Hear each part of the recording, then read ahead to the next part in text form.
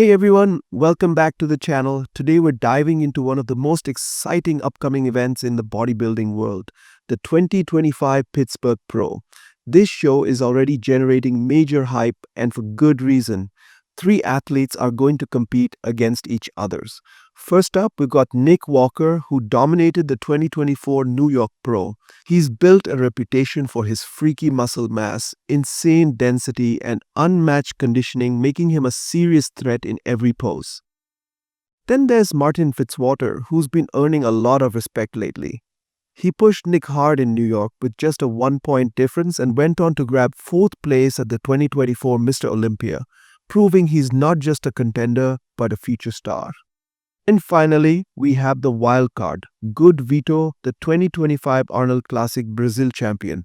He's been turning heads with his impressive structure, massive size, and fast improvements, quickly becoming one of the most talked about athletes in the sport. With all three going head-to-head on the Pittsburgh Pro stage, it's time to break down each pose and see who has the edge and who might walk away with the win. This video is based on my personal opinion and experience. You can agree or disagree. Footage or video may be low quality or mismatched. I apologize for this in advance. I respect all the bodybuilders and my viewers, and I respect your opinion. Let's start the video. Nick Walker takes the win in this classic front double bicep pose. His arms are large, round, and peaked, showing clear separation and size. His midsection is tight with visible abs, and his lats flare out wide to create a strong V-taper. The overall shape and balance of his upper body make this pose one of his best.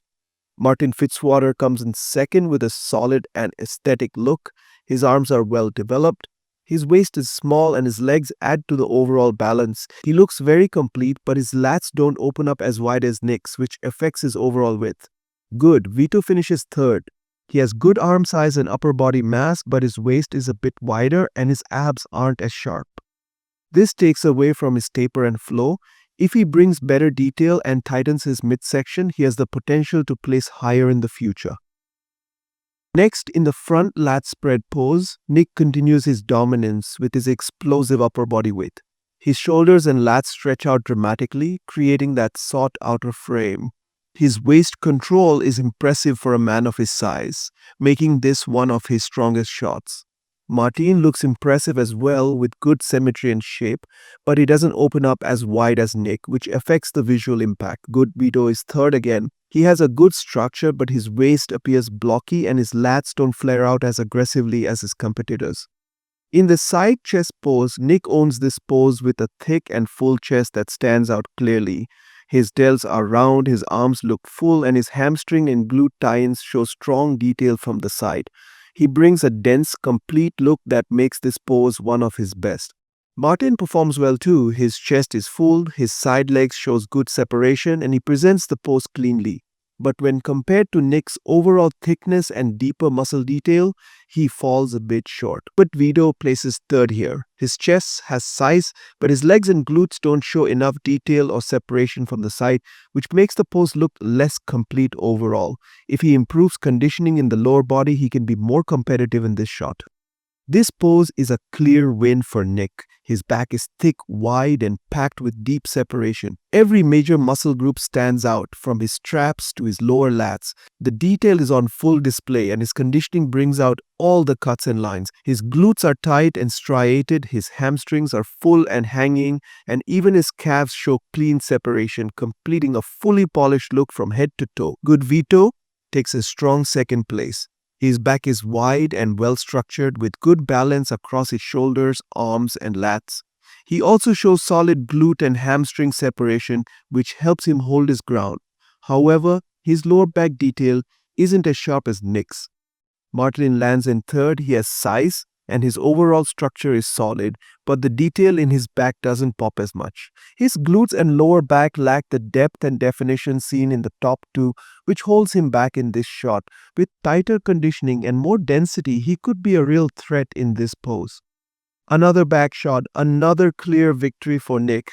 His lats flare out wide and connect smoothly into his tight glutes and well-developed hamstrings, creating a thick, complete look from top to bottom.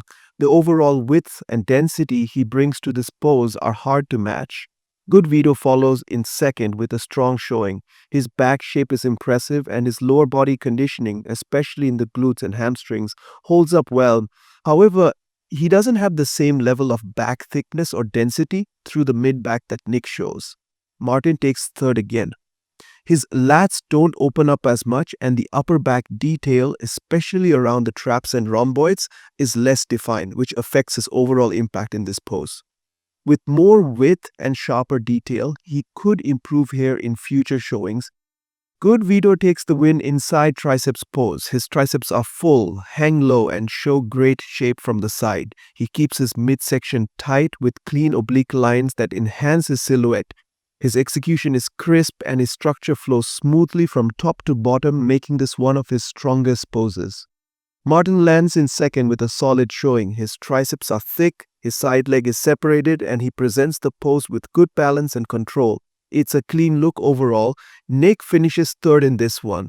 His triceps don't have the same fullness or shape as the others, and his waist appears wider from the side, which takes away from the overall aesthetic. This isn't his strongest pose, but with a better angle and tighter control, he could improve here. Good Vito grabs another well-earned victory in the abs and thigh pose. His abs are deeply cut, his obliques are sharp, and his thighs show excellent separation with clean lines throughout. The overall flow from his upper to lower body looks complete and well-balanced, making this one of his standout shots. Martin comes in a close second, his abs are well-structured, and his quads show great definition and sweep. However, he doesn't quite match the level of sharpness and tight midsection that Vito brings. Nick lands in third. While his abs are visible, they lack deep separation and his waist looks blocky in this pose, which takes away from the overall shape and aesthetic. With more midsection detail and better control, he could move up in this shot.